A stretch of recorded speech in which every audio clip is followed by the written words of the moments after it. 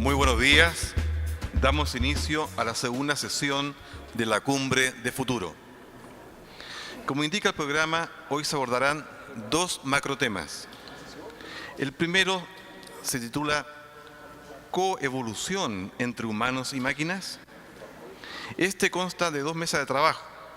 A continuación, presentaremos la primera, hacia una coevolución entre máquinas y seres humanos, a cargo de don Shimon Ullman, neurobiólogo del Instituto Weizmann de Israel, y del fisiólogo chileno Pedro Maldonado. A cargo de moderar y presentar esta mesa, dejamos al profesor de la Universidad de Valparaíso e investigador del Centro Interdisciplinario de Neurociencia y del Instituto de Sistemas Complejos, ambos de Valparaíso, don Adrián Palacios.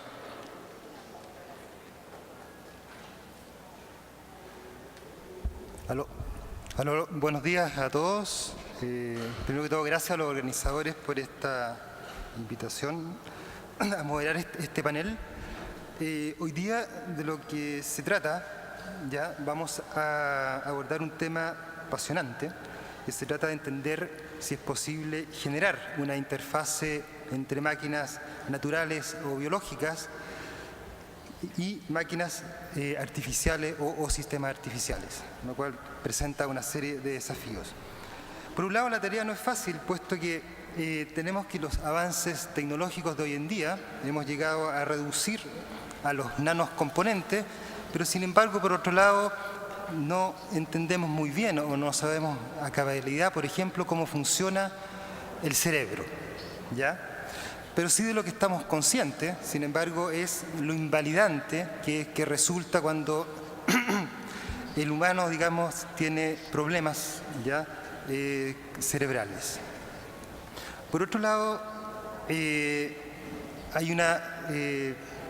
digamos, un tema interesante que Francisco Varela planteaba, por ejemplo, que es la tecnología de una sociedad. ¿Ya? Va de la mano con el conocimiento acumulado de sus procesos innovativos y productivos que desarrolla.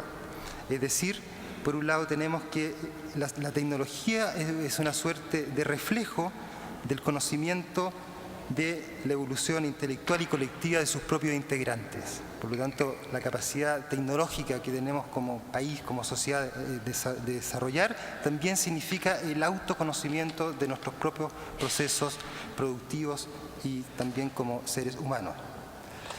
Al respecto podemos también mencionar que el estudio del cerebro, un órgano cercano a 1.5 kilos, ya constituido de 10 a la 11 neuronas, sinapsis, conectividad, ya nos permite, por un lado, nos permite, digamos, como ser humano, generar ya lo que es la conciencia, el aprendizaje.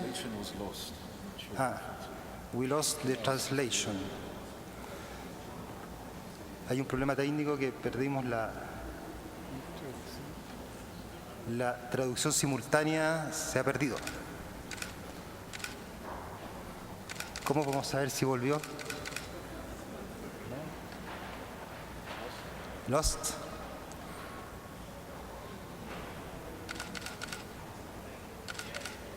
¿Is come back? Ya, al parecer estamos en línea de nuevo. Ya. Entonces, ¿es okay? I don't think it's mine. ¿Está bien ahora? Yeah. Is okay the translation?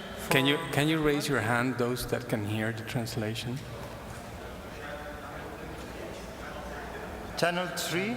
Channel 3. You have this channel 3? No, you have. It's usually one. Yeah, it was turned off.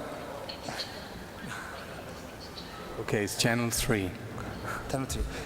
Ya, tomamos ya. Entonces lo que decíamos que lo que resulta, digamos, interesante es entender que a partir, digamos, de este órgano de 1.5 kilo, ya a través de una red inmensa de conexiones, 10 elevado a la 11, emergen conductas cognitivas y nuestra capacidad cognitiva de relacionarnos. Por lo tanto, el conocimiento biológico de estos procesos nos permite poder eventualmente diseñar máquinas artificiales equivalentes, ¿ya? Y por cierto, por otro lado, también tenemos que el diseño biológico, cual sea se puede entender como una solución biológica a un problema particular de la física. Por ejemplo, la interacción entre la energía de los fotones, la luz, ¿ya?, y los enlaces químicos en sensores biológicos. Cómo captamos esos fotones para dar sentido, digamos, al mundo visual, ¿ya? Y por cierto, esta solución biológica se ha visto beneficiada a través de millones de años de interacción mutua, de evolución a través de procesos bastante lentos, ¿ya? Ahora, algunas de las preguntas que nos motivan en este panel es: ¿cómo funciona el cerebro o una parte de él? ¿Permite este conocimiento el diseño de implantes artificiales? ¿Pueden estos implantes paliar, por ejemplo, las falencias cognitivas que afectan a millones de personas en nuestra sociedad? Y más en general, podríamos plantear que los sistemas artificiales desarrollan o desarrollarán algún día inteligencia. ¿Lograrán las máquinas artificiales adquirir conciencia de ellas mismas? Aunque hay grandes avances en estas áreas, emular la flexibilidad humana de pensamiento o sustituir a seres humanos en tareas complejas sigue siendo un desafío mayor. Más aún, lo que se busca es incorporar facultades a seres humanos con las que no cuentan y, por otro lado, generar máquinas cada vez más sofisticadas y capaces de aprender. Exploraremos esta mañana, junto a nuestros destacados invitados, algunos de estos escenarios donde las áreas de la neurociencia y la inteligencia artificial se encuentran. Tengo a mi derecha al doctor Chilmon Ullman, que es licenciado en Matemáticas, Física y Biología de la Universidad Hebrea de Jerusalén. Entre el año 73 y 79 obtuvo su magíster y su doctorado en Ingeniería Eléctrica y Ciencias de la Computación en el MIT. Hacia los años 80 ingresa al MIT como profesor asociado para luego volver a Israel al Weizmann Institute of Science, donde es profesor de Ciencia de la Computación y director del Departamento de Ciencias de la Computación y Matemáticas Aplicadas. El profesor Ullman recibió en el año 2008 el premio David Rumelhart en Cognición Humana y es miembro de la Academia Israelí de Ciencias y Humanidades. El área de investigación del profesor Ullman es el estudio del procesamiento que hace el sistema visual humano, de la información que recibe, así como de la visión artificial. Los principales objetivos de su trabajo son comprender cómo opera nuestro sistema visual y cómo construir sistemas artificiales con capacidad visual que ayudan a personas con discapacidad en este ámbito. Hasta el día de hoy, la capacidad visual del ser humano es superior en todos los aspectos a la visión creada por computadores. Esto es particularmente sorprendente en lo que se refiere a la clasificación y reconocimiento de objetos, donde el desempeño de la más avanzada de las computadoras no puede competir siquiera con el de un niño de tan solo 3 años de edad. Por esta razón, el estudio de computadores que pueden ser manejadas por el sistema visual del ser humano puede llevarnos a nuevos descubrimientos y a desarrollar mejores métodos para analizar la información humana. Al mismo tiempo, dado la extraordinaria complejidad del sistema visual humano, una mejor comprensión teórica del proceso computacional que subyace al procesamiento de la información visual puede proveer importante información para el estudio empírico de los mecanismos biológicos que colaboran para la percepción visual. El foco actual de las investigaciones del Dr. Ullman está puesto en el tema de reconocimiento visual de objetos y el modelamiento biológico de la información procesada en la corteza visual.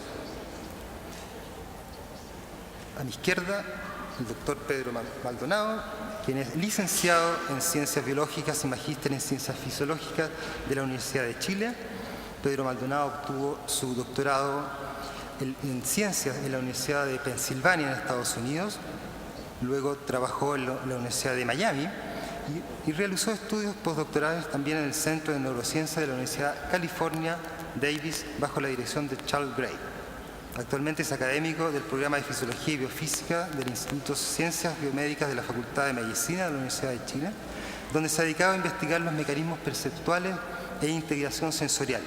Específicamente, se ha concentrado en estudiar la percepción visual a través de los mecanismos de la percepción sensorial y la dinámica de asambleas neuronales que subyacen a la conducta, con el fin de examinar las propiedades de neuronas registradas simultáneamente en corteza de algunos mamíferos mientras realizan las tareas visuales naturales.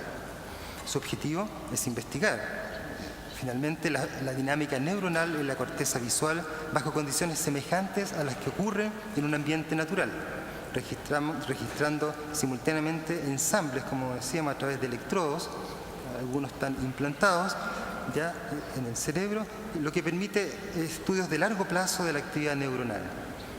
¿Ya? Por otro lado, también examinan cómo es esta conducta se altera por desórdenes neurológicos y psiquiátricos. Pedro Maldonado ha tenido también y tiene un activo papel en contribuir al desarrollo del país a través de la promoción de la educación e investigación en ciencias y en particular en la neurociencia, donde hace parte de un gran instituto al respecto, centrando su quehacer en el estudio del cerebro humano a través de dos temas centrales: neurociencia de sistema y desarrollo del sistema nervioso, y ha logrado junto a su equipo posicionar a Chile a nivel internacional y competitivo en el área de la neurociencia. También vale comentar que fue también un discípulo de Francisco Varela y con el cual compartimos también muchos proyectos juntos. Ahora le daría el tiempo al doctor Ullman, que tiene 35 minutos para convencerlos de lo que es. Está bien, ok.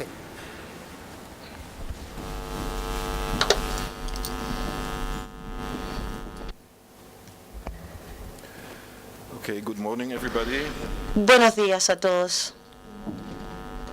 I will talk today about Hablaré hoy día sobre áreas de máquinas, la combinación de neurociencia e inteligencia artificial. neuroscience and Tanto la neurociencia y las ciencias de la computación han compartido intereses y también para poder entender los procesos de inteligencia como una parte de esto también la creación de inteligencia de sistemas. Esta interacción entre la neurociencia y la ciencia de la computación va en ambas direcciones. En una dirección going from neuroscience vamos desde neurociencia hasta la ciencia de la computación. Podemos utilizar entonces nuestra comprensión de los procesos que están ocurriendo en el cerebro al generar inteligencia en el cerebro humano y la mente humana para poder motivarnos en la construcción de aparatos artificiales que llevan a cabo computaciones similares. En otra dirección, yendo desde la ciencia de la computación a la neurociencia, hay una gran cantidad de uso de modelos matemáticos y computación de alto nivel para poder guiarnos en la búsqueda de la comprensión del funcionamiento del cerebro humano, y voy a analizar esto con más dedicación. focus on Nos vamos a enfocar entonces y vamos a analizar this joint la, joint work la falta de conexión entre la inteligencia artificial y otras áreas. Entonces, pues, los sistemas inteligentes ya están aquí, Les systèmes intelligents sont déjà ici, pero van a tener un impacto, mais ils auront un un impact gran impacto en nuestra sociedad, en la forma en que nos comportamos, tanto en el futuro inmediato y a largo plazo. Estas áreas combinadas de neurociencia con sistemas inteligentes is receiving está recibiendo un gran focus enfoque y esfuerzos the scientific en el mundo y la comunidad científica. Un ejemplo reciente es lo que se denomina las fuentes europeas, con una gran cantidad de esfuerzos científicos. Van a apoyar en Europa una gran cantidad de $1 billion fondos de 1.000 millones de euros para cada uno de estos fondos. Esto está basado entonces particularmente en 6 competidores que están involucrados y han participado en este evento, y están combinados. Entonces, esto está combinado entre neurociencia y sistemas inteligentes. Uno se enfoca en el cerebro, se llama el proyecto del cerebro humano, que está enfocado en el modelamiento de alta escala o de gran escala, donde combina nuevos datos anatómicos, y el otro, robot companion, compañero robótico intelligent o robotics that will compañeros de robots que desarrollan robots inteligentes de cuerpo suave, de tal forma que puedan crear la segunda generación de robótica inteligente. Ahora esto es el futuro, pero para iniciar somewhat intelligent a un cierto nivel de inteligencia, y las pusimos entre comillas, significant amount estamos hablando entonces de una gran cantidad de inteligencia o sistemas inteligentes, van a ser parte entonces de nuestras vidas diarias. Uno de los ejemplos entonces podría ser Google y otros motores de búsqueda, que realmente son programas fundamentales e inteligentes. Si uno escribe cualquier cosa en uno de estos sistemas, primero que nada pueden buscar y adivinar y corregir incluso algún error. Usted puede ver, anotar, por ejemplo, los motores de búsquedas pueden estar equivocados en la forma en que uno escribe en inglés. Generalmente comprenden lo que uno está intentando decir, pero una enorme cantidad de datos, gigantesca cantidad de datos recolectados de todos los conocimientos humanos que están almacenados en el sistema de Google, típicamente generan entonces información muy relevante, que es muy fundamental, y es lo que ustedes están buscando. O sea, hay bastante inteligencia en el sistema de aprendizaje detrás de estos sistemas bastante sofisticados. which can Este tipo de sistemas que pudieran learn from experience, aprender de la experiencia, buscar información y tratar de entender, adivinar, predecir cuál sería la información más útil para la persona humana, están estando ya siendo cada vez más común en diversos dominios. Uno, por ejemplo, un sistema en Estados Unidos que tiene el nombre de Netflix. Netflix es un sistema en que el negocio es arrendar películas. Y una razón, o parte de la razón very large success in the United del gran éxito en Estados Unidos es su capacidad de predecir qué películas van a gustar a una persona específica y de recomendarle otras películas de acuerdo a sus gustos personales. Ese es un ejemplo de lo que hacen. Y tras este sistema específico complicated and hay algorithm. un algoritmo muy complejo, y no voy a entrar en él, pero les voy a mostrar parte de una página de la descripción de lo que están haciendo, para que vean que tras esta sugerencia de nombres de películas que podrían gustarle, hay mucho modelamiento interesante en el nivel de, por ejemplo, qué hace interesante las películas, componentes del gusto personal, y trata de modelar entonces lo que le interesa a la gente y le va a gustar. Y es un dominio interesante que está enterrado, por así decirlo, dentro de este sistema. Esta es la aplicación de modelamiento que se puede aplicar en otros dominios. Otra área que está más cerca de mi área de interés tiene que ver con la percepción visual y la comprensión automática de lo que vemos, de las imágenes, las escenas. Y a mí me interesa cómo lo hacemos en nuestro propio cerebro, pero también hay un esfuerzo muy importante tratando de desarrollar computadoras visuales conectadas a cámaras digitales que obtienen las imágenes, las capturan y tratan de entender qué hay en la escena y la imagen. Un ejemplo que todos conocemos es el reconocimiento facial. Todos esperamos que nuestras cámaras portátiles digitales hagan reconocimiento facial y se enfoquen directamente al rostro de la persona. Esto se usa en puntos de ingreso en los aeropuertos, seguridad, sistemas y otras aplicaciones que han pasado a ser, ustedes las pueden haber visto, ya las ofrecen una serie de carriers como Google, Picasa, Facebook. Ellos automáticamente reconocen los rostros que ustedes tienen en sus páginas, diversas imágenes que ustedes han tomado fotos, y le pueden organizar, si ustedes así lo desean, archivos y álbumes de las distintas personas que ellos reconocen automáticamente. Y eso se hace con bastante éxito. Otras aplicaciones más desafiantes tienen que ver con el dominio visual. Es la emergencia de sistemas que asisten en la conducción de vehículos. Esto ya está en el mercado, generalmente en los modelos son muy sofisticados, pero también hay otros que comprar. Tienen cámaras que se colocan alrededor del auto y se analiza la información alrededor, el tráfico, los automóviles cercanos, como acá. Y recientemente ya integraron la capacidad de reconocer cuando peatones se mueven en la calle, los definen muy efectivamente y también analizan el comportamiento de los peatones cercanos para ver si esto va a significar una amenaza potencial, el que alguien, por ejemplo, se cruce ante el auto y pueden alertar al conductor, y algunos de los sistemas también ya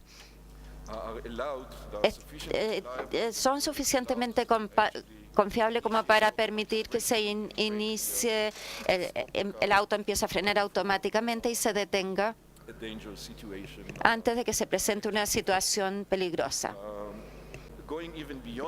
Yendo más allá, incluso, esto no está en existencia aún, no existe realmente, pero hay varias empresas e institutos de investigación, también entre ellas las universidades Elite, Stanford, MIT, Carnegie.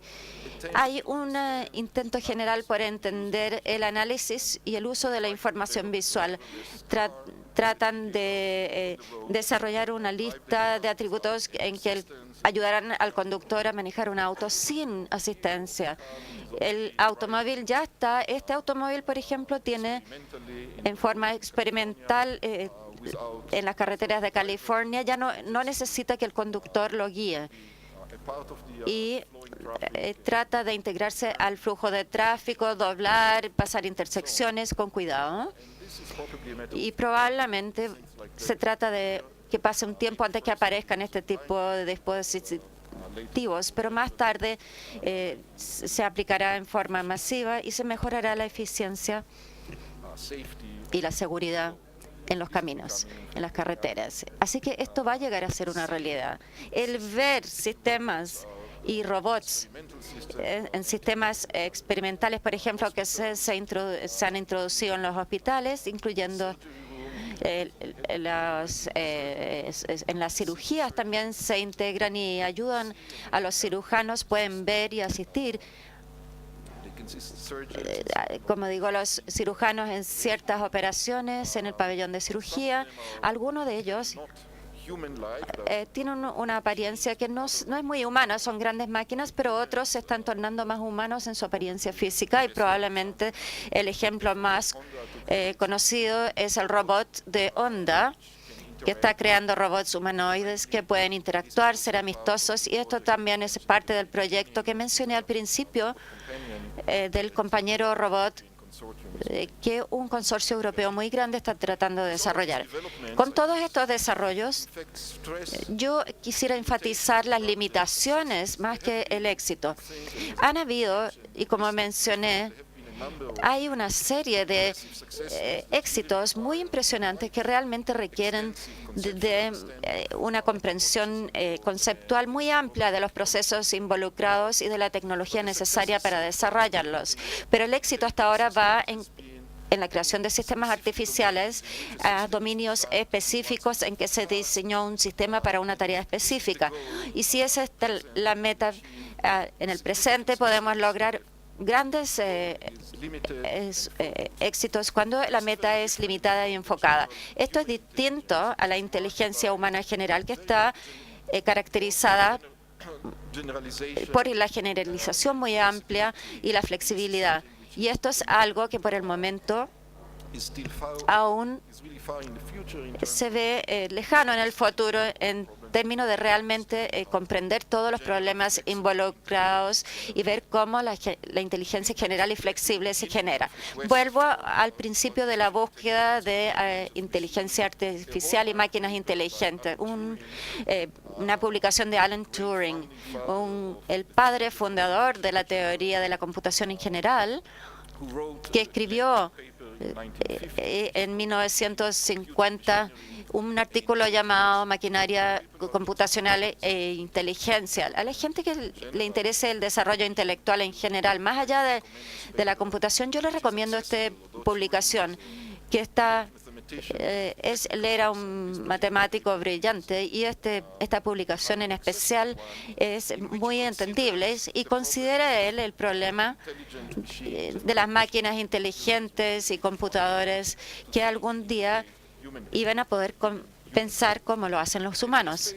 Y en esta publicación introdujo él el concepto que pasó a ser desde entonces muy famoso y una fuerza impulsora que se llama el test de Turing, en que él trata de definir por medio de algo como un juego lo que subyace a la inteligencia artificial.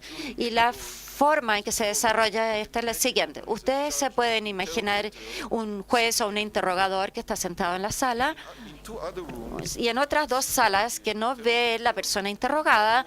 En una sala hay un ser humano y en la otra sala hay un sistema computacional. Y el interrogador puede conversar libremente con estos dos competidores, el humano y el basado en computación, y él comienza a hablarles tratando de determinar correctamente, adivinar cuál de estos dos instancias contiene el competidor humano y cuál al computacional. El Turing, este test, dice que es una prueba correcta de inteligencia, que si un computador supera este juego de imitación de Turing, lo llamaría un sistema completamente inteligente.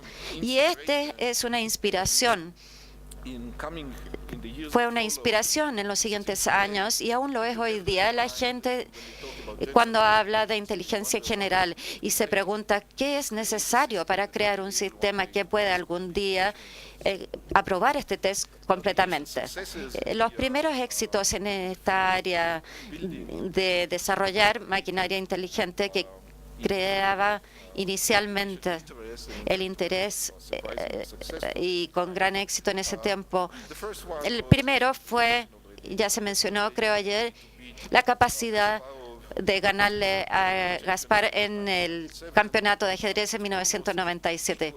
Fue casi igual los resultados, pero la máquina lo hizo mejor y pudo ganar a Kasparov. Entonces, esto realmente fue impresionante, pero pertenece al tipo de sistemas que recién mencioné, en que se hace un muy buen trabajo en un área muy limitada, un dominio muy limitado.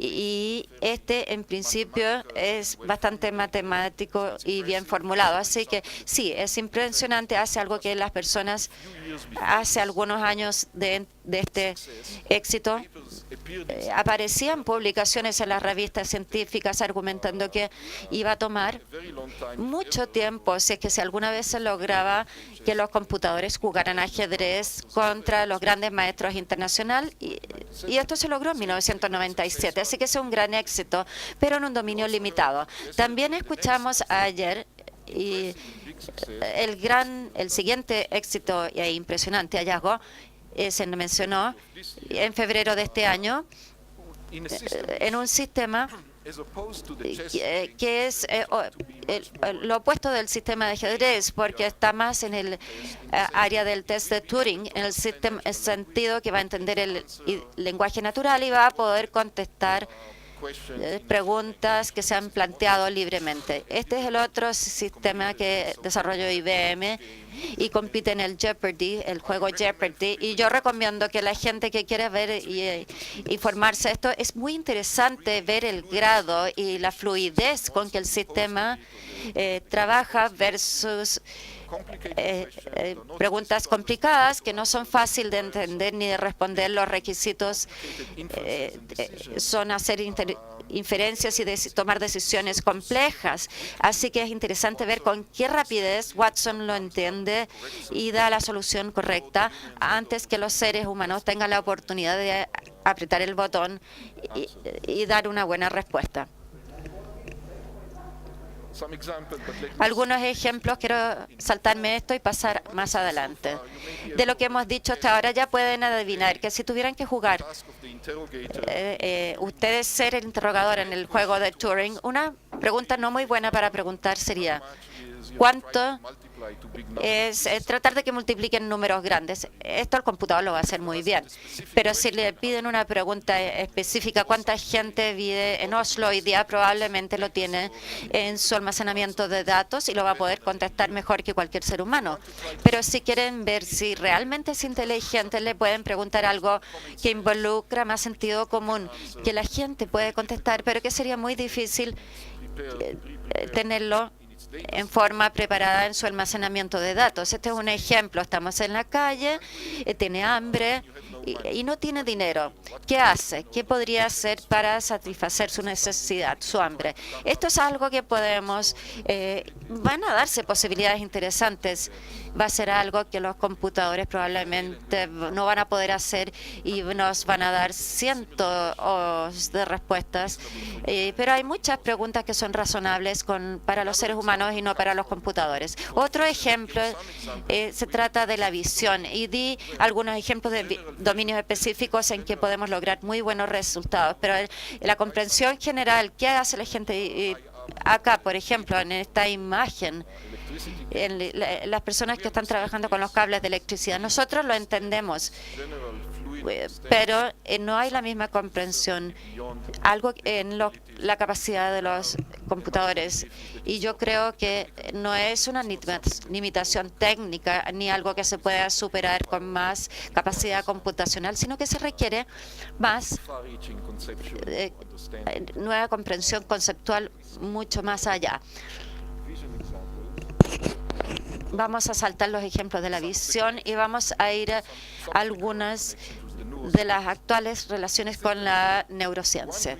Una razón por qué ha habido un gran aumento en la comunicación entre los sistemas computacionales y la neurociencia es la emergencia de nuevas técnicas para sacar imágenes del cerebro. Entre ellas hay una serie de técnicas que nos permiten analizar la actividad del cerebro, ver cómo opera, y en particular una muy interesante para la relación con la cognición humana es lo que se llama resonancias magnéticas, que nos permite ver al cerebro humano en acción, ver las actividades en método no invasivo. Podemos colocar a una persona aquí en una máquina como esta, una resonancia magnética, que le pedimos que realice una tarea mental, una actividad mental, y sacamos imágenes de la actividad del cerebro mientras la persona está realizando esta actividad. Le podemos decir, piensa en sus padres, por ejemplo, y podemos ver qué parte del cerebro se ilumina o procesa información, se enciende en realidad, en relación a los padres de esta persona. Y podemos hacer todo tipo de experimentos como estos y observar la actividad del cerebro. Podemos tomar tajadas, reconstruir el cerebro, y esto es algo que es extremadamente útil y no ha sido posible ver el cerebro en actividad hasta muy pocos años atrás, y este es el tipo de procesos que se pueden implementar hoy día. Una vez que estamos y podemos demostrar con este tipo de trabajo, podemos demostrar la capacidad de usar la actividad del cerebro para reconstruir lo que la persona está viendo actualmente. Acá tenemos un ejemplo de una imagen. Esto es un experimento. Le estamos presentando al sujeto esta imagen y luego se registra la actividad cerebral de esta persona. Esto es lo que ven los neurocientíficos en la resonancia magnética del sujeto, la actividad y la activación experimental en distintas áreas del cerebro. Y esta es la única información que tiene el investigador. Y a partir de esta actividad cerebral, la tarea fue reconstruir lo que la persona había visto, la imagen. Y pueden ver una serie de ejemplos acá de la imagen original y la reconstrucción de la actividad cerebral. Y lo mismo acá. Entonces me voy a saltar el video. Hay un video en que pueden ver toda la instancia de cómo la persona mira y lo que se puede adivinar en base a la actividad cerebral. Y pueden pensar en ello, es muy interesante. Tal vez también hace surgir algunos elementos éticos, pero por ejemplo, una cosa que a lo mejor podemos hacer es leer los sueños. La gente no necesita realmente se recuerda de sus sueños, ocurre en el cerebro y podemos registrarla y reconstruir la película de lo que la persona se imaginó y vio en sus sueños, que es lo que aún no se ha hecho, pero luego de este reciente éxito, esto es algo que, por cierto, se puede imaginar y a lo mejor va a ser factible y podemos leer otros aspectos de los pensamientos internos y imaginarnos lo que tal tecnología va a traer y también los aspectos éticos que va a hacer surgir. La lectura de la mente y la actividad cerebral se puede utilizar entonces para la interacción entre el cerebro y los aparatos. Por ejemplo, en el caso de personas que están completamente paralizadas, no voy a entrar a esto con mucha profundidad porque entiendo que Pedro, que es un experto en esta área, va a darnos más detalles de esto, pero imagínense poder ver esta imagen. Quiero mostrarles este video, lo que es impresionante ver lo que se puede hacer, la capacidad de poder leer la actividad cerebral. Podríamos tratar de ver si podemos ver esta película que quiero mostrarles.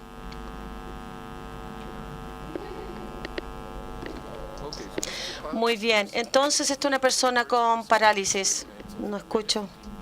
Él se está beneficiando tener electrodos implantados en su cerebro. Pueden ver con sus conexiones al cráneo. Él está completamente paralizado, solamente está moviendo el cursor en la pantalla, solamente utilizando su pensamiento, pensando en cómo mover el cursor arriba, abajo, a todas partes. Eso se está registrando por un computador que lo está analizando y lo está enviando a la máquina. Entonces está tratando de hacer un círculo, no fue un círculo muy exitoso, pero logró dibujar algo.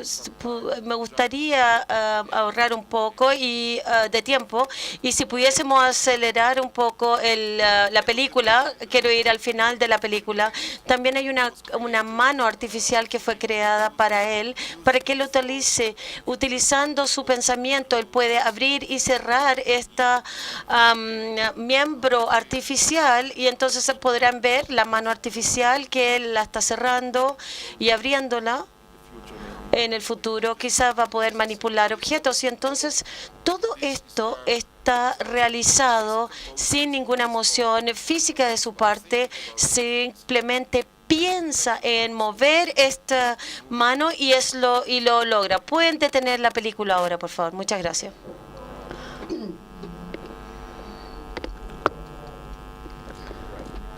Muy bien.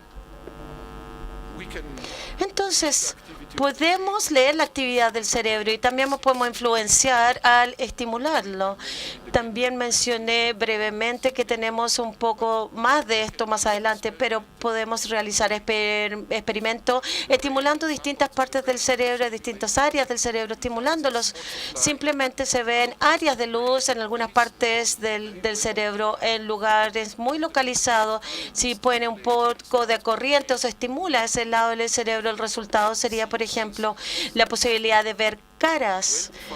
Caras, por ejemplo, bien definidas. Hay áreas del cerebro que están dedicadas exclusivamente a la observación de caras. Si uno se estimula esa área que está siempre en la misma ubicación en todos los cerebros del ser humano, el resultado será entonces ver caras. Esto no se ha realizado en seres humanos aún, pero este experimento se ha hecho en primates, en monos en particular, y estas son las imágenes que ven en la pantalla si tienen que apretar un botón, si ven un objeto u otro. Y estos entonces monos, después de la capacitación y una vez que recibe entonces el estímulo cerebral y se ve la cara, el mono aprieta entonces el botón que está ligado al concepto de la cara. Cuando se estimula entonces otras partes del cerebro, puede estimular entonces respuestas emocionales afectivas. Esto se ha realizado en seres humanos y en animales. Hay una parte que se llama la amígdala, que genera una respuesta emocional, por ejemplo, en este caso, susto.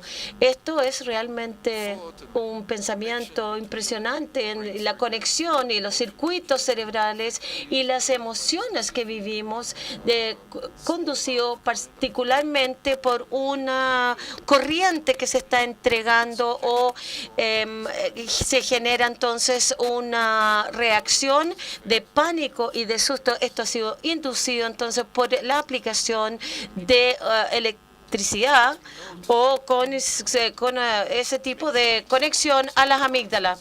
Y entonces esto es algo que podemos leer y manipular el cerebro.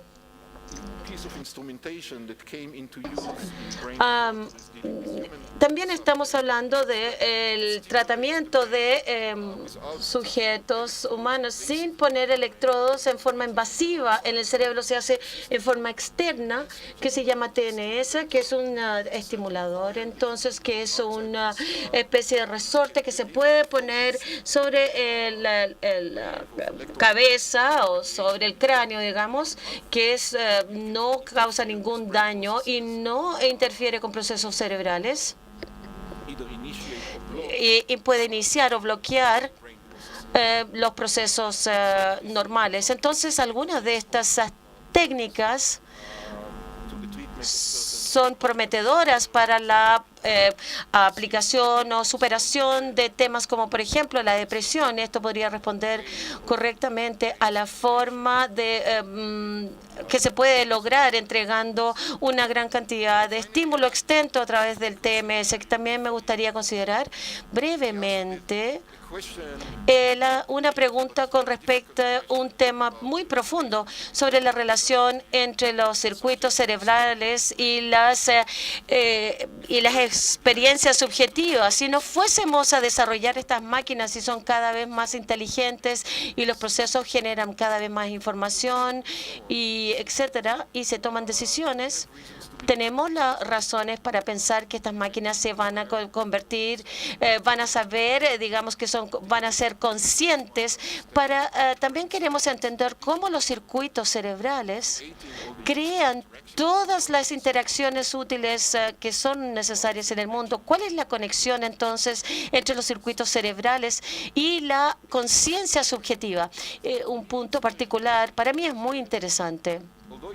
A pesar de que generalmente es una pregunta filosófica, algunos desarrollos que se están analizando con respecto a la lectura cerebral, estímulo cerebral, nos permita preguntarnos algunas cosas que generalmente no tenemos las respuestas profundas. Nos dicen mucho sobre las conexiones de algunas áreas cerebrales y entonces la conciencia subjetiva. Partiendo de la observación, muchos de los procesos de nuestro cerebro no están abiertos a la conciencia y realmente en un sistema, la sofisticación de algunos procesos cerebrales ocurren dentro de nuestro cráneo, pero realmente no sabemos qué están ocurriendo. Sabemos de muchos estudios, entonces hay personas que que han participado en una cosa que se llama visión ciega. De hecho, pueden ver el mundo, pero no saben que están viendo el mundo. Desde su experiencia subjetiva, el mundo aparece como negro, no ven nada. Pero si les pregunta, por ejemplo, usted ve frente a usted un triángulo o una cruz, se ríen porque dicen que no ven nada. Pero si les dice, adivine qué es lo que usted ve, ellos empiezan a adivinar en forma correcta, absolutamente correcto. La respuesta puede darle, esto es una gran sorpresa porque el hecho de que pueden dar la respuesta correcta porque la experiencia subjetiva no existe, simplemente no saben, pero pueden producir la respuesta correcta. Aún más sorprendente, el ejemplo de un paciente en Canadá que fue muy bien estudiado. Puede interactuar con objetos en una forma muy específica. Se puede tomar un objeto, ingresarlo a un agujero como este, sin ningún conocimiento. Cuando se le pidió que hiciera esto la primera vez, se reía, decía, no veo nada. ¿Cómo me pide que ponga un objeto dentro de un agujero si no sé? No lo veo. Ella se le dice que lo haga, lo toma y lo pone en este agujero, y entonces todos estos procesos están ocurriendo dentro de su cerebro sin lograr ninguna conciencia. ¿Me dijo que me quedaban 2 minutos? Bueno, me voy a dedicar 1 minuto para mostrarles entonces, simplemente porque es una bella demostración para que ustedes vean en sus cerebros desde el campo visual el proceso de su cerebro, pero que ustedes no saben qué va a ocurrir. Entonces, si pudiesen ver la imagen, por favor, háganla correr. Entonces, eso, más grande. Les voy a pedir a todos que se enfoquen en el punto verde. Vean el punto verde que se apaga y se prende. Solamente concéntrense en eso. Levanten la mano si alguno de los puntos amarillos desaparecen de su conciencia. Solamente vean el verde y traten de ver los amarillos. La mayoría de las personas que levantaron sus manos, entonces, es interesante. ¿Podemos detener la película, por favor? Para algunos de ustedes que vieron desaparecer el punto amarillo, les puedo asegurar que están siempre ahí, nunca cambia, siempre están en la pantalla. Pero si vemos en su cerebro en este momento, podemos ver la representación, podemos saber lo que tenemos que buscar y sabemos que esos puntos están ahí siempre. Pero en algunos de ellos, y no me voy a analizar, digamos, esto, y tampoco lo entendemos tan bien, alguna información llega a la conciencia y otra se eliminan y algunos se representan en el cerebro. Quiero mostrarles un último ejemplo para llegar a las últimas conclusiones.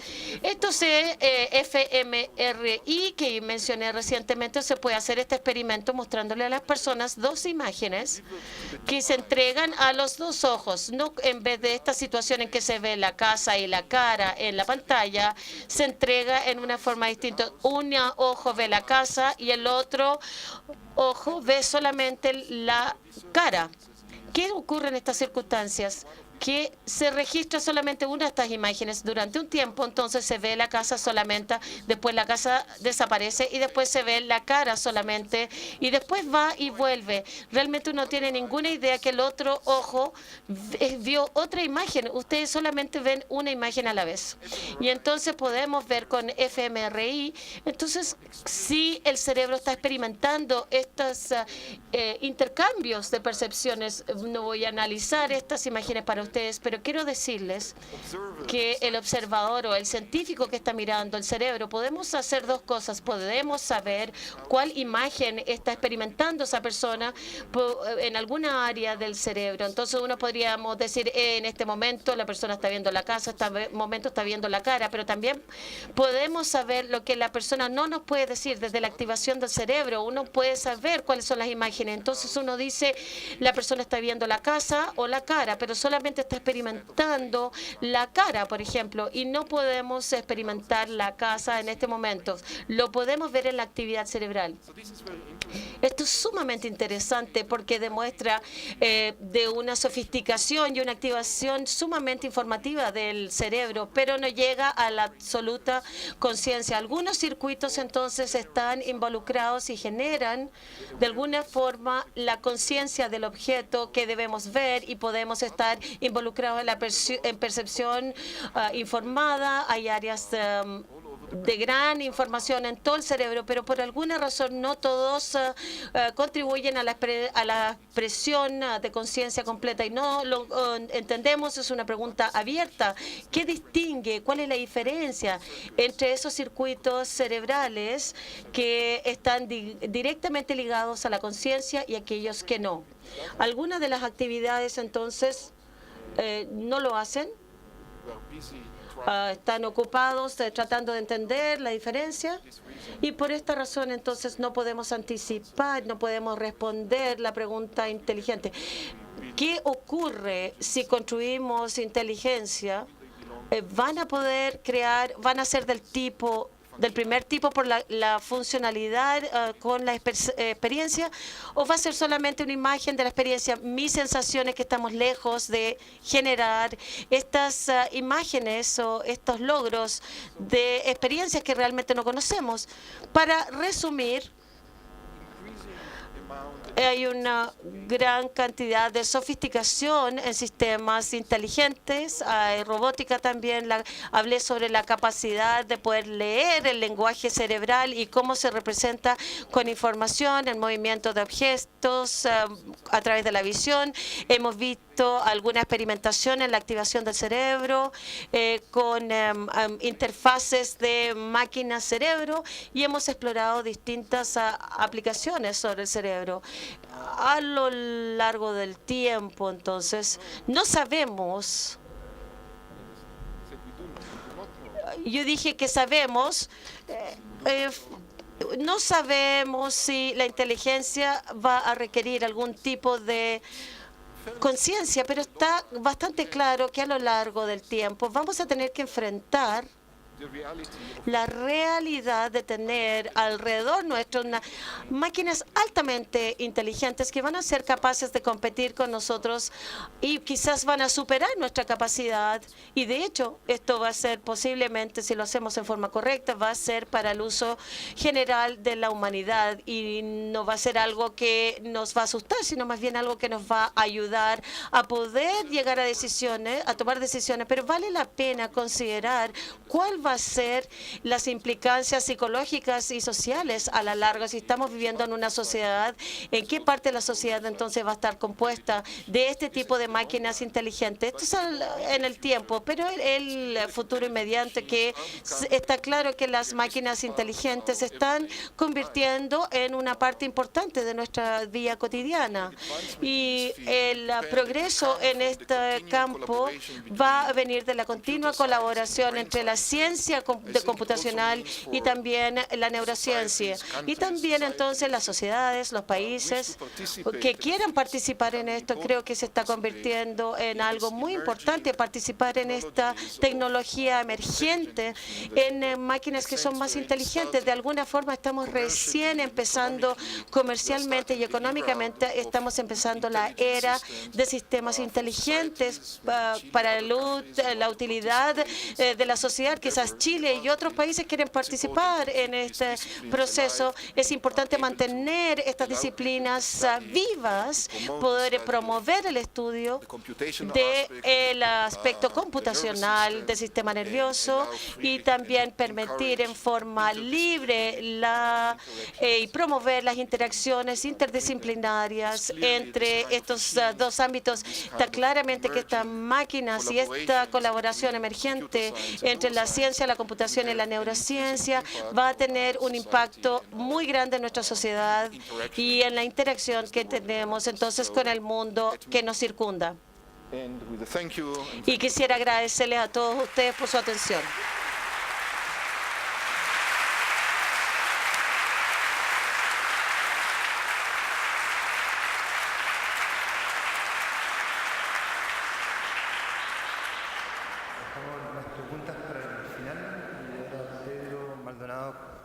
Para su presentación.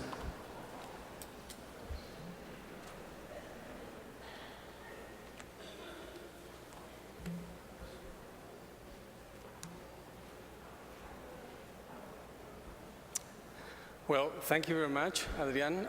Muchas gracias, Adrián. Aprecio mucho esta oportunidad que los organizadores me han dado para poder dirigirme a este público. Podría hacerlo en inglés, pero considerando el lugar donde estamos, voy a hacer mi presentación en español. Entonces pido disculpas de los otros oradores porque van a tener que escucharme por traducción. Therefore, I'm going to change now to Spanish and to present a subject Ullman que tiene que ver con interfaces cerebro-máquina. Ciertamente, el tema que nos acoge hoy en la mañana tiene que ver con el cerebro humano y, como dijo el doctor Adrián Palacios, el cerebro humano es uno de los sistemas quizás más complejos en el universo y que ha tomado una enorme importancia en las últimas décadas porque tiene consecuencias inmediatas y de largo plazo para la sociedad. Este órgano, que ocupa quizás apenas el 1% del peso, usa más del 25% de toda la energía que produce en nuestro cuerpo. y es relevante en muchos aspectos. Este órgano, desde hace mucho tiempo se tiene bastante claridad de qué es lo que hace. Hace quizás más de 2 siglos, Hipócrates reconocía que de alguna manera este órgano justamente tiene que ver con un montón de los aspectos que nos hacen reconociblemente humanos. Hipócrates decía que los hombres deben saber que del cerebro y solo del cerebro, y no del corazón, como decía Aristóteles, surgen nuestros placeres, alegrías, risas, ¿cierto?, bromas, así como nuestras tristezas, dolores, penas y lágrimas.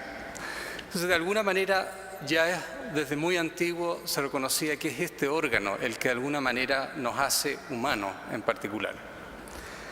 Estas ideas se conservan hasta hoy y hay otra cita en particular que quiero traer acá de Carl Sagan, ¿cierto?, en su libro The Dragons of Eden, que dice que el fundamento, su premisa fundamental sobre el cerebro es que su trabajo, ¿cierto?, su funcionamiento, y que llamamos la mente, es la consecuencia de su anatomía y su fisiología, y nada más.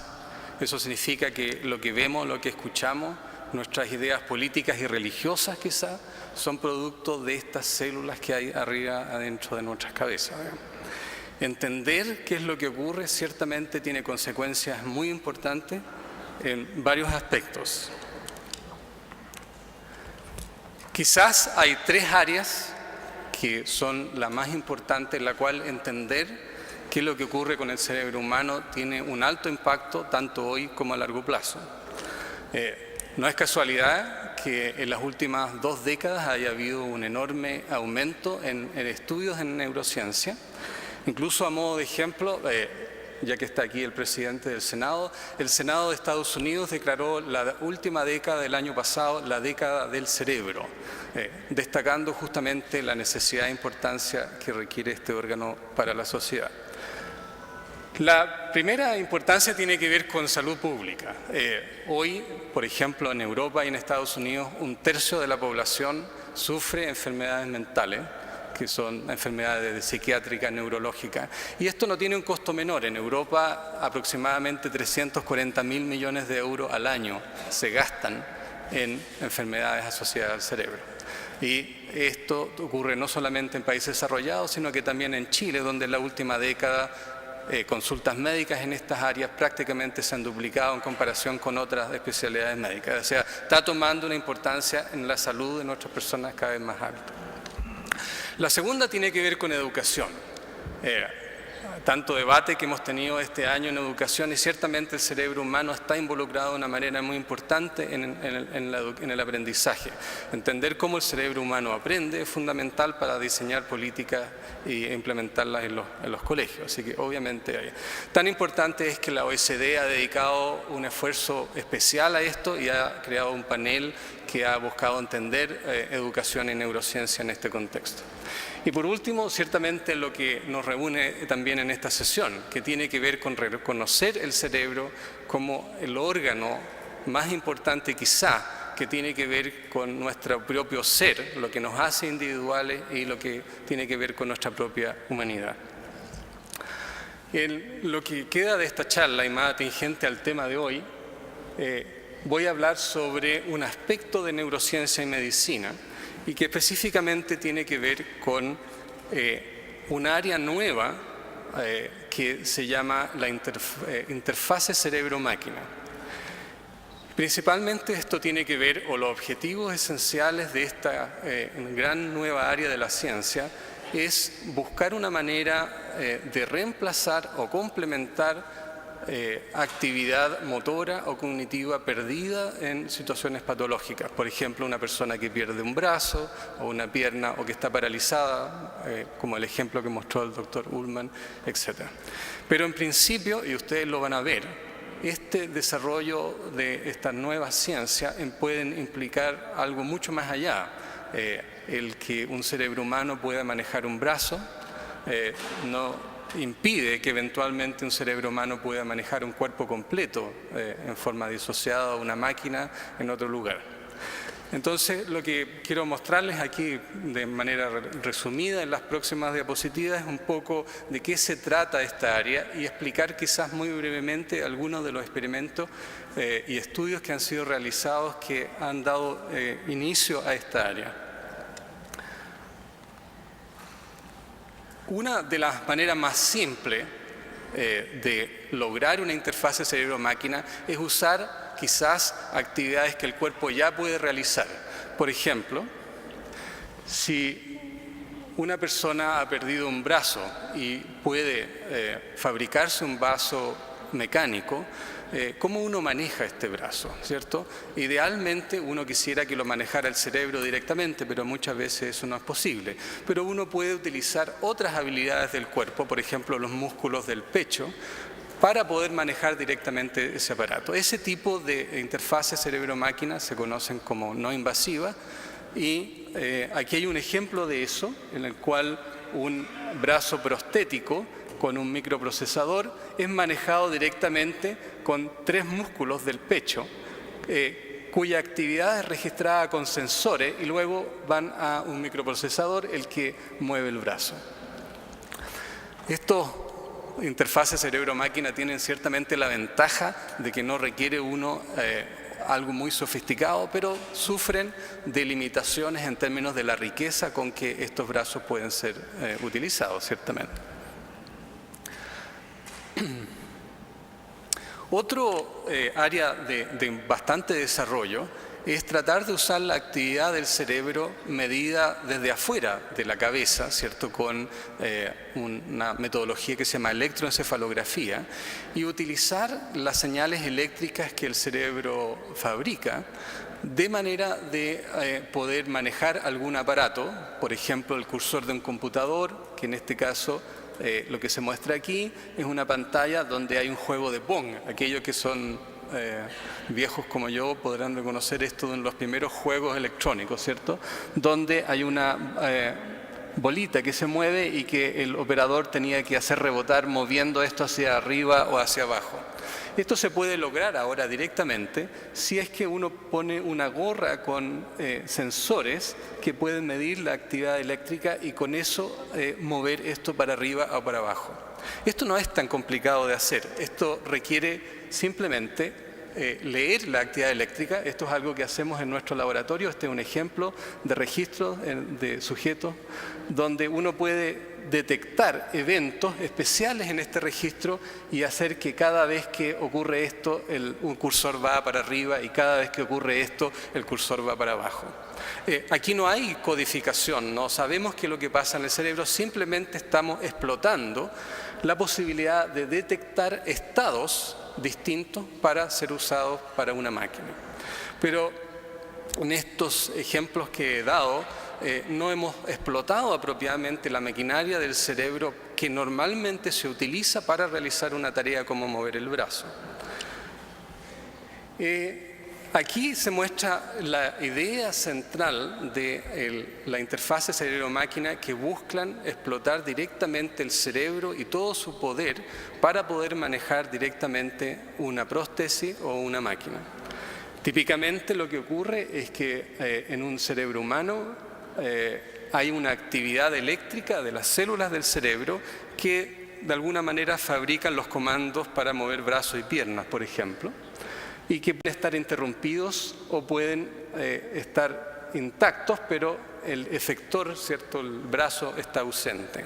La idea central de esta interfase es ir directamente con sensores y maquinaria computacional para ir a leer y detectar la actividad que ocurre en el cerebro, cuya maquinaria específicamente está diseñada para mover el brazo, y hacer o realizar una interfase computacional para mover el brazo, tanto el brazo propio, si es que lo tiene, o un brazo robótico, si es que se puede fabricar así. Entonces, este es el principio central de la idea de interfase cerebro-máquina. Y esta área ha estado activa muy fuertemente en las últimas décadas, pero y con la intención finalmente, ¿cierto?, de tener una situación como esta, de fabricar prótesis neuronales, ¿no?, donde sensores implantados en el cerebro puedan ser codificados bajo distintos algoritmos, y ahí hay un componente enorme de la computación y la matemática, para luego ser entregados a una máquina sofisticada, un brazo artificial en este caso, que es controlada directamente, ¿cierto? Esta cosa que hemos visto quizás muchas veces en películas de ciencia ficción es hoy una realidad muy primitiva, ¿ah? Muy primitiva, falta todavía mucho, pero es perfectamente realizable. Esta idea tiene un origen bien preciso y claro, que son experimentos realizados en la década de los 80 por un investigador en Estados Unidos, ¿cierto?, Apóstolos Georgiopoulos, y quiero contarles del experimento para que entiendan exactamente qué es lo que ocurre, qué es lo que se hace, ¿eh? En este experimento se utilizó un primate que era entrenado a mover el brazo desde un lugar central hacia una de 8 posiciones. Entonces, el animal tenía el brazo ahí y luego se prendía una luz y el animal mueve el brazo hacia la izquierda. En otra oportunidad mueve el brazo hacia la derecha, hacia arriba, hacia abajo. Y este grupo de investigadores tenían puestos sensores en la parte del cerebro que tiene que ver con los movimientos del brazo. Y se preguntaban, ¿qué es lo que hacen esas células que efectivamente comanda el brazo a mover el brazo para la izquierda o para la derecha? Y lo que observan es algo que se resume aquí. Cada una de estos trazos y estas rayitas representa un impulso eléctrico de una célula del cerebro, una neurona, ¿ya?, una descarga eléctrica que dura 1 milésima de segundo. Muy rápido, muy corta. Y estas células tienen ciertas preferencias para mover el brazo en una cierta dirección, donde descargan mucho en esta célula en particular. Cada uno de estos representa la descarga para cada una de las 8 direcciones. Tienen una preferencia de descarga cuando el mono mueve el brazo más o menos en esta dirección. Y más o menos significa que si uno mira una célula en el cerebro, no puede predecir hacia dónde movió el brazo el animal. Es una muy pobre predicción. Pero si uno registra otra célula, y otra, y otra, y otra, y registra quizás 100 células, y las mezcla en un sistema vectorial, es decir, combina la actividad de las células, lo que obtiene es una predicción que está indicado aquí con este vector rojo, y esta línea de acá indica el movimiento real del animal. Y como ustedes pueden ver, estas predicciones, cuando acumulan la actividad de 100 neuronas, es muy buena. De manera que solamente mirando 100 neuronas en el cerebro de estos animales, un experimentador puede decir exactamente en qué dirección va a mover el brazo. Este es el principio básico que sustenta las interfaces cerebro-máquina. A partir de este experimento se enriqueció tanto el registro, hoy son quizás casi miles de neuronas registradas, y se empezaron a elaborar códigos matemáticos para poder evaluar mejor esto, y se usan desde vectores de poblaciones hasta sistemas bayesianos, etc. Y hoy entonces es posible registrar de muchas neuronas al mismo tiempo y hacer esto más sofisticado. Esta es una fotografía de electrodos, de sensores que van a ser insertados en la corteza motora de un primate. Estos son experimentos de Miguel Nicolelis y aquí se muestra el resultado. En este caso hay un animal que tiene muchos sensores en el cerebro que están monitoreando la actividad motora del animal, y este es un animal que está corriendo en una cinta transportadora. Estas señales del computador son entonces analizadas y codificadas, y se hace una predicción con respecto a qué es lo que estaba haciendo el animal. En este caso, estas señales se enviaron a Japón, de Estados Unidos a Japón, donde estas señales se implementaron en un robot. Y entonces lo que se obtuvo es que mientras el mono corre en esta cinta transportadora, el robot realiza exactamente la misma conducta. Entonces, el cerebro de este animal manipulaba directa y en tiempo real el caminar de este robot a miles de kilómetros de distancia. Una de las cosas interesantes, además, es que en algún momento se le podía pedir al animal que detuviera su marcha y aún así puede mentalmente todavía controlar la carrera del robot. Es decir, no necesitaba el animal realizar la conducta, bastaba con que él pensara en querer correr y el robot corría bajo su comando, ¿no? Entonces, de esta manera, este tipo de interfase permitiría en principio una manipulación remota local o remota muy distante de un aparato robótico. Por supuesto que esto tiene interés primario en la medicina, ¿cierto? Y este ejemplo que muestro aquí es justamente un ejemplo que ya mostró el doctor Ullman, ¿cierto? Donde este paciente que estaba paralizado y por lo tanto no podía realizar ningún movimiento del cuerpo, tenía un grupo de sensores. Esto es muy pequeño, fíjense, aquí hay una moneda de 1 centavo de Estados Unidos y este set de electrodos tiene ese tamaño. Estaba insertado en la corteza y cientos de neuronas eran registradas, las cuales se codificaban. Aquí está este punto de aquí, es donde está el electrodo. Y como ustedes pueden ver, entonces, cada una de estas rayitas de aquí representa un pulso eléctrico de una neurona. Y si uno mira esta neurona y le pide al sujeto que haga un comando motor, como por ejemplo abrir y cerrar una mano, uno observa que puede detectar claramente el cambio de conducta solamente mirando estas 3 neuronas, ¿ya? De nuevo, la idea central es siempre la misma, ¿cierto? Transformar la actividad eléctrica en un comando motor. Y aquí muestro la película que ya fue un poco mostrada por el doctor Ullman, ¿cierto? Donde este paciente es capaz entonces de enviar un comando de abrir o cerrar la mano, ¿ya? Hay al menos 3 o 4 pacientes que han sido explorados con este método. Estos son experimentos de John Donoghue de Brown University. Noten sí que evidentemente la riqueza del movimiento de la mano es bastante pobre, ¿cierto? Abrir o cerrar, ¿no? Experimentos parecidos han sido hechos por Andy Schwartz en Pittsburgh, y lo que ustedes ven acá es un mono que tiene una cantidad grande de electrodos y él tiene sus brazos puestos en unos tubos. Y él está manipulando ahora directamente un brazo robótico con el que es capaz de ir a buscar un marshmallow que está puesto ahí arriba y llevárselo a la boca, ¿ya? De manera que él, sin mover sus propios brazos, es capaz de, a través de este algoritmo, de ir a manejar un brazo robótico para tomar la recompensa y llevárselo a la boca, ¿ya? Noten ustedes que el movimiento del brazo robótico no es muy suave, es bastante crudo, ¿ya? Y en parte, ¿por qué es crudo? ¿Por qué el estado del arte de las interfaces cerebro-máquina todavía no permiten un movimiento fluido como podemos hacer con las manos? En gran parte esto tiene que ver con un principio muy fundamental del sistema nervioso. Todos nuestros actos motores o sensoriales están mezclados. No podemos mover bien el brazo si no tenemos una retroalimentación sensorial apropiada.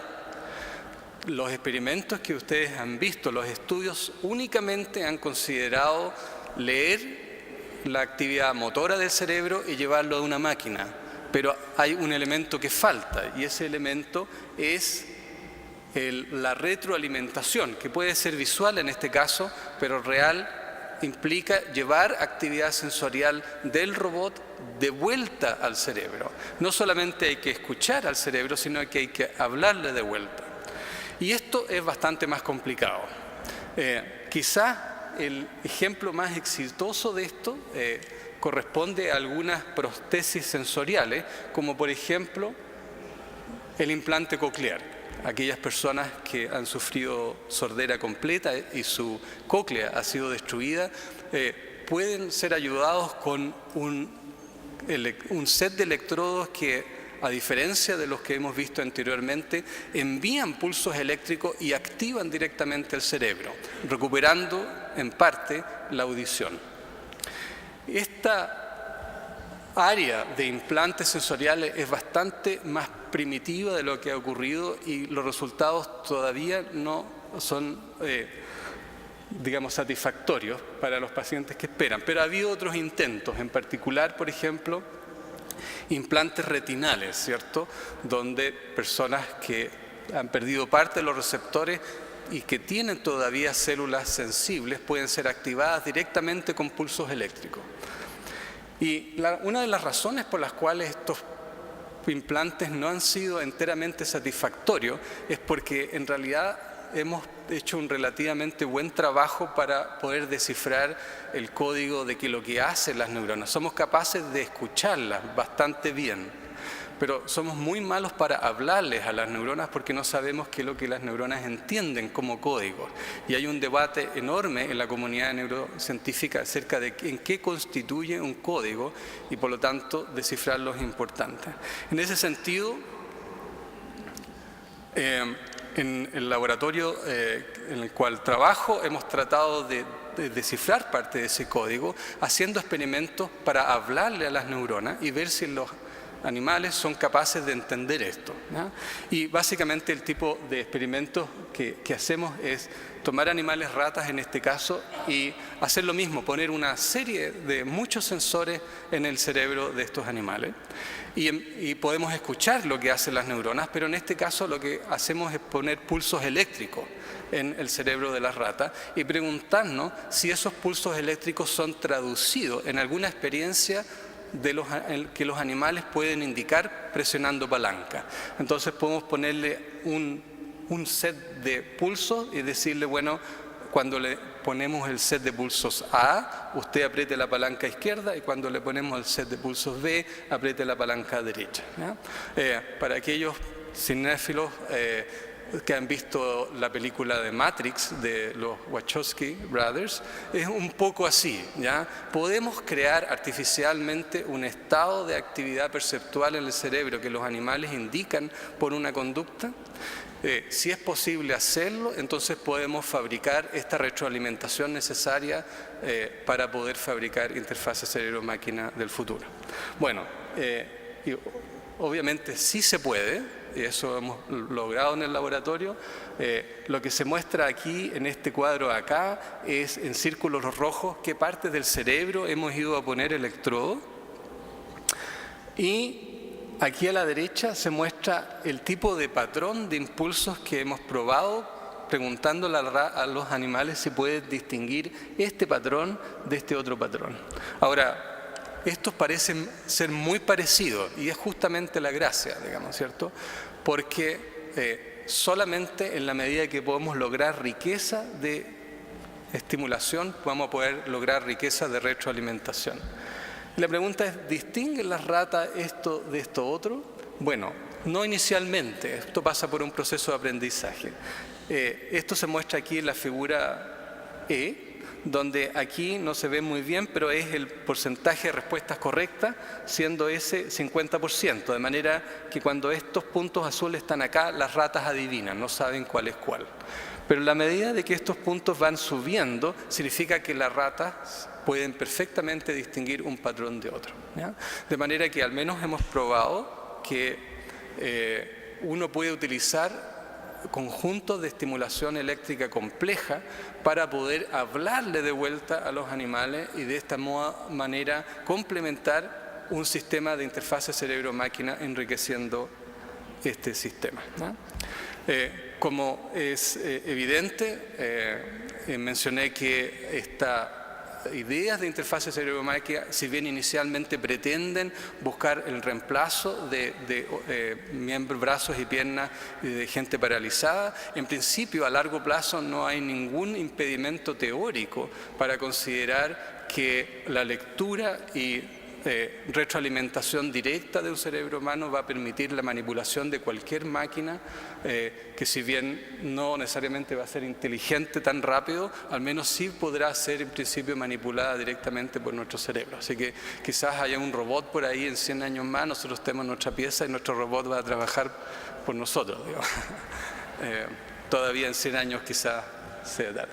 Bueno, como toda ciencia se hace en grupo, yo no puedo dejar de incluir los nombres de la gente que trabaja en el laboratorio y, por supuesto, como exalumno de Francisco Varela, no puedo dejar de mencionarlo y honrarlo en esto. Así que, bueno, muchas gracias.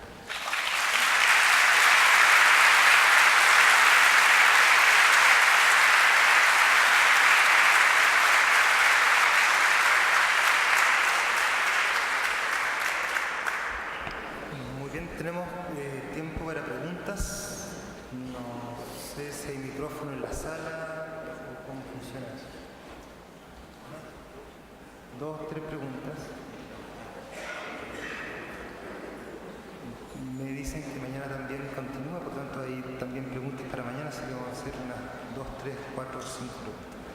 Aquí una manito. ¿Tiene micrófono? Venga para acá, por favor. Para pedir brevedad, por favor.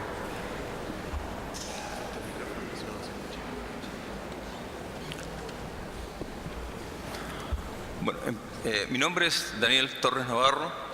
Yo he estudiado muchos años en la Antártica. Lo digo esto porque me voy a dirigir a usted, señor presidente del Senado, por un asunto muy importante. Muchas gracias a los expositores porque ha sido tremendamente valioso la información entregada. Lo mismo que los demás conferencistas. Todo lo que hemos recibido ha sido una información tremendamente valiosa y no ha sido la primera, porque ha habido muchas reuniones y congresos de científicos donde aportan información a las autoridades de gobierno para que tomen medidas para proteger, por un lado, la investigación científica, para retroalimentarse, ¿no es cierto?, para tener buenas becas para los jóvenes estudiantes. Y resulta que en estos momentos tenemos una crisis bastante seria, con escasos fondos para investigación científica, con pocas becas. Ayer lo señalaba un joven, ¿no es cierto?, que reclamaba sobre el particular, y tenemos una realidad donde los recursos naturales renovables están hechos una calamidad. ¿Y qué decir del ambiente? Es un desastre a lo largo del país. Desde Arica hasta la Antártica, donde yo he trabajado mucho, desde las altas cumbres hasta el litoral. Es un basural, es una calamidad. ¿De qué manera, señor presidente del Senado, se nos puede asegurar a todos nosotros que se van a tomar medidas o elaborar leyes financiadas, ¿no es cierto?, para que se proteja a la comunidad científica que los va a retroalimentar, para que ustedes puedan elaborar leyes de protección para esta sociedad y de protección para nuestros recursos naturales renovables y su ambiente?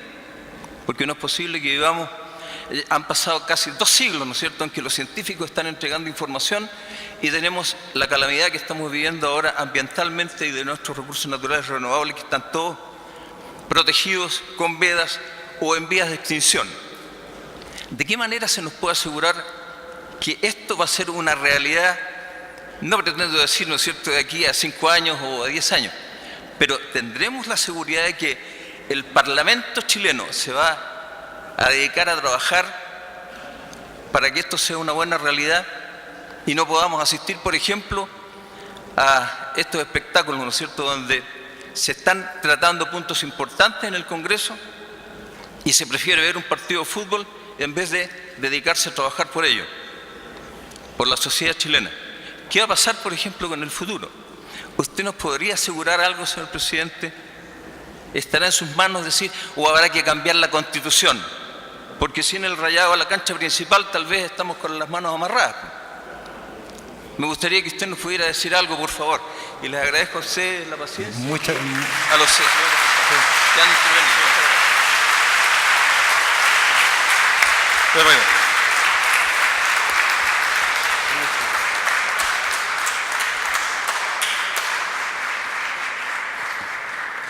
Estamos en la casa original del Senado de Chile, con 200 años de historia, y sería una falta de respeto darle la palabra al presidente del Senado porque esta es su casa.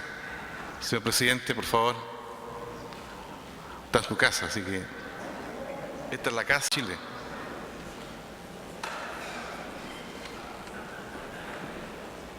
Muy breve, yo creo que este encuentro es para esto.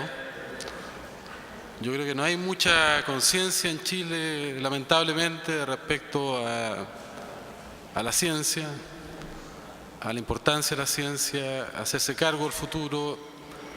Menos hay conciencia todavía respecto a la necesidad de proteger nuestros recursos naturales, el medio ambiente. Yo lo sé muy bien porque fui director del CESMA en el año 92, 93, y tal vez soy uno de los parlamentarios que más se ha dedicado a la defensa del medio ambiente en estos últimos años. Y casi todas nuestras luchas han sido luchas contra los propios gobiernos, porque uno de los temas que hemos venido discutiendo acá, que el mundo que viene, o la crisis del mundo que viene, tiene que ver particularmente con que hay un pensamiento anacrónico, un pensamiento antropocéntrico que desprecia el resto de las vidas. Y para mí la izquierda y la derecha son iguales, son antropocéntricas, desarrollistas, y van a destruir el planeta si es que no emerge una conciencia planetaria superior. Por eso yo pienso que se necesita un nuevo pensamiento, o pensamiento nuevo que supere la izquierda y la derecha tradicional, porque para estos temas, para estos desafíos son exactamente iguales, materialistas, cortoplacistas. Y si ustedes se dan cuenta, los modelos de izquierda de los cuales yo provengo como cultura, la Unión Soviética fue un desastre, China es un desastre mayor, pero no muy distinta a la visión neoliberal que existe y que domina el mundo, porque ambas se han traducido en religiones unidimensionales. Por eso que lo que nosotros tratamos de poner acá cuando reflexionamos sobre el futuro, más que reflexionar solo sobre el futuro, es ampliar la frontera del pensamiento y tener un pensamiento contextual. Por eso que a mí me parece tan importante la paleontología, que te hace reflexionar que tus padres verdaderos, yo así le digo a mis hijos chicos, que sus padres verdaderos son las bacterias y que ellos nacieron del Big Bang. ¿Para qué? Para que tengan una mirada compleja. Y por eso me parece tan importante unir esto con la biología, con la nanotecnología, porque a partir de eso se hace pensamiento complejo. Y hay que superar el siglo XX, que para mí es un siglo del oscurantismo, un medioevo, que llevó a la humanidad justamente a una visión tubular. Y esa visión tubular es la que va a aniquilar la vida en el planeta si no la cambiamos. O sea, si tú me dices qué es lo que hay que hacer, bueno, persistir, perseverar. Ustedes se dan cuenta que acá deben haber, no sé, 400, 500 personas. Si ustedes cuentan el número de senadores y diputados que fueron todos invitados reiteradamente, vamos a sacar conclusiones muy simples y casi estadísticas, que este tema todavía tenemos que perseverar más para que sea relevante e importante. Pero de eso se trata. Nosotros hicimos esto con Patricio Melero para generar, yo dije así, un cierto espacio terapéutico de reflexión. ¿Por qué terapéutico? Porque hay que abrir mundos, hay que crear reflexiones nuevas, sentimientos nuevos, pasiones nuevas. Ahora, además creo que hay que cambiar la Constitución y además hay que cambiar el modelo educacional, porque creo que lo que pasa en Chile no va a cambiar si no se cambia el modelo. El problema de la Constitución, además del binominal y de todas las restricciones que tiene, es que nuestra Constitución, como tal vez ninguna otra en el mundo, pone la propiedad privada y el libre mercado por sobre garantías fundamentales de los seres humanos. Y eso hace que nosotros tengamos una supremacía de las lógicas de mercado cortoplacista, etcétera, etcétera. Quiero recordar que Chile es el único país del mundo donde el agua es propiedad privada, que es el recurso más importante del futuro, y que yo lamento que no hayamos puesto un tema sobre el agua, y nosotros estamos en una campaña para nacionalizar el agua. Con el obispo Aysén presentamos un proyecto de ley, pero creo que los procesos complejos no tienen jerarquía, o sea, todo es importante. Si no cambiamos la Constitución, no cambiamos el modelo educacional. Este modelo económico se sustenta en un modelo educacional que reproduce las élites. Y si no lo cambiamos, difícilmente, bueno. Por eso son temas complejos que a nosotros nos interesa justamente empujar, motivar, pero a mí me parece que los cambios en este mundo del futuro no van a venir desde los partidos, no van a venir desde los parlamentos, porque son instituciones anacrónicas, de pensamiento gastado, van a venir de la sociedad como está ocurriendo. Los cambios en el mundo, los cambios profundos en el mundo árabe, los cambios de libertad van a venir del mundo social, de la trama social que volvió a ser compleja, y lo que tendrá que hacer en los parlamentos es aliarse con ese proceso de cambio y representarlo. Lo que pasa es que el siglo XX, el concepto de partido incluso, era que la política era la vanguardia iluminada y la sociedad estaba dormida. Era una arriba para abajo. Lo que ha cambiado, sobre todo, es que la vanguardia iluminada es la sociedad, los partidos están dormidos y ahora es de abajo para arriba. Y ese proceso es el que tendremos que seguir trabajando todos juntos. Yo no tengo la respuesta, soy parte de la misma inquietud que tiene usted y creo que hay que aliar ciencia, hay que aliar parlamentos, hay que aliar ciudadanía, hay que aliar pasiones, ganas de cambiar las cosas. Muchas gracias.